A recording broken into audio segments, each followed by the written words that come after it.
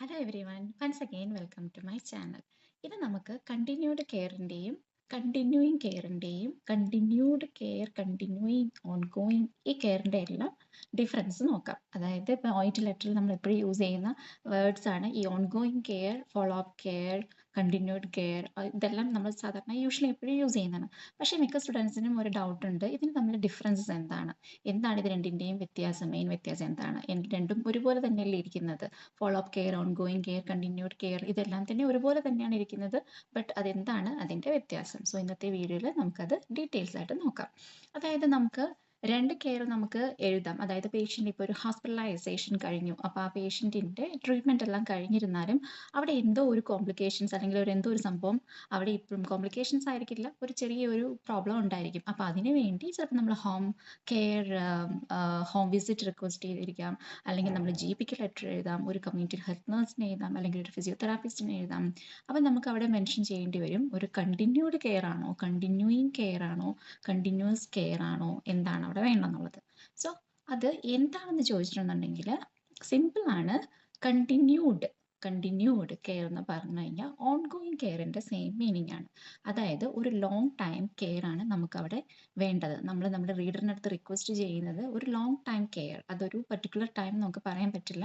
എപ്പോഴാണോ patient complete ആയിട്ട് recover ആവുന്നത് അവിടം വരെ, ആ സമയം വരെ നമുക്ക് ഒരു കണ്ടിന്യൂഡ് ഓൺഗോയിങ് കെയർ നമുക്ക് ആവശ്യമായിട്ടുണ്ട്. അതായത് ഇറ്റ്സ് ലൈക്ക് എപ്പോഴാണ് ഇപ്പോൾ ഒരു പേഷ്യൻ്റ് ഒരു ഇമ്പയർഡ് മൊബിലിറ്റി ഉണ്ട്, നമ്മൾ ഫിസിയോതെറാപ്പിസ്റ്റിനാണ് ലെറ്റർ എഴുതുന്നത്. ആ ഫിസിയോതെറാപ്പിസ്റ്റ് പോയി ആ പേഷ്യൻറ്റിന് മൊബിലിറ്റി കുറച്ച് ഇമ്പയർമെൻറ്റിനൊക്കെ മാറ്റാൻ വേണ്ടിയുള്ള ഫിസിയോതെറാപ്പി സെക്ഷൻസ് ചെയ്യുന്നു. അത് എപ്പോഴാണോ പേഷ്യൻറ്റിൻ്റെ മൊബിലിറ്റി ഏകദേശം ഓക്കെ ആണത് അവിടം വരെ ആ കെയർ വേണ്ടി വരും. അവിടെയാണ് നമ്മൾ കണ്ടിന്യൂഡ് കെയർ അല്ലെങ്കിൽ ഓൺഗോയിങ് കെയർ നമ്മൾ യൂസ് ചെയ്യുന്നത്. സോ അത് ക്ലിയർ ആണെന്ന് വിചാരിക്കുന്നു.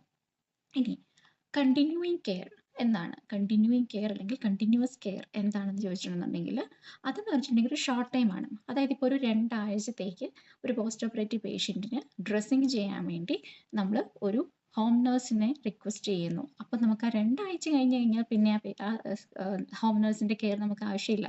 പേഷ്യൻറ്റിന് ഫോളോ അപ്പ് ടൈം അല്ലെങ്കിൽ ആ സ്റ്റേപ്പിൾസ് റിമൂവ് ചെയ്യുന്നോടം വരെയുള്ള ഡ്രസ്സിങ്ങിന് വേണ്ടിയാണ് നമ്മൾ ചോദിക്കുന്നുണ്ടെന്നുണ്ടെങ്കിൽ ഒരു പർട്ടിക്കുലർ ടൈം പീരീഡ് അവിടെ സ്പെസിഫൈ ചെയ്തിട്ടുണ്ടായിരിക്കും. സോ അവിടെ നമുക്ക് കണ്ടിന്യൂയിങ് കെയറിനോ അല്ലെങ്കിൽ കണ്ടിന്യൂസ് കെയറിനോ നമുക്കവിടെ എഴുതാം. അതായത് പർട്ടിക്കുലർ ടൈം പീരീഡിൽ ആ കെയർ തീരും, അവിടെ വരെ മതി നമുക്ക് ആ പേഷ്യൻ്റ് കെയർ കൊടുക്കേണ്ടി വരുന്നുള്ളൂ. ഇപ്പോൾ അതുപോലെ തന്നെ നമുക്കിപ്പോൾ പറയുകയാണെന്നുണ്ടെങ്കിൽ ഒരു പേഷ്യൻറ്റിന് ഫിസിയോതെറാപ്പി തന്നെ വേണം, ബട്ട് അതൊരു പർട്ടിക്കുലർ ഡേ ഉണ്ട്, ഒരു 30 ഡേയ്സിലേക്ക് മാത്രം മതി. അപ്പോൾ ആ ഒരു പർട്ടിക്കുലർ 30 ഡേയ്സ് കഴിഞ്ഞിട്ടുണ്ടെങ്കിൽ പിന്നെ ആ പേഷ്യൻറ്റിന് ഫിസിയോതെറാപ്പി സെക്ഷൻ്റെ ആവശ്യമില്ല. അങ്ങനെ ഉണ്ടെന്നുണ്ടെങ്കിൽ മാത്രം നിങ്ങളവിടെ കണ്ടിന്യൂസ് കെയർ എന്ന് എഴുതുക അല്ലെങ്കിൽ കണ്ടിന്യൂയിങ് കെയർ എന്ന് എഴുതുക. ബട്ട് അതൊരു ലോങ് ടേം ഫിസിയോതെറാപ്പിസ്റ്റിന് വേണ്ടിയുള്ളതാണെന്നുണ്ടെങ്കിൽ കണ്ടിന്യൂഡ് കെയറിന് യൂസ് ചെയ്യാം. സോ ഇത്രയേ ഉള്ളൂ ഈ രണ്ട് വ്യത്യാസവും. So I think it's clear for you. Nothing but continued care or ongoing care means it's meaning for a long term care, because here you will not mention the time period when the patient will recover completely. Until then they have to give the care. That means the reader have to be given. Example, like a physiotherapist, the patient is like a stroke patient has some physical disability, impaired mobility, so you are requesting a physiotherapist to give continued care or ongoing care until the complete recovery. You are not mentioning the time here. So it's up to them. Whenever the patient will regain the complete strength of mobility, then they can stop. So that means it's like a future, it's like a long term, long time care in the future. In other hand, what do you mean by continuing care or continuous care means in the letter they have given that a particular time period.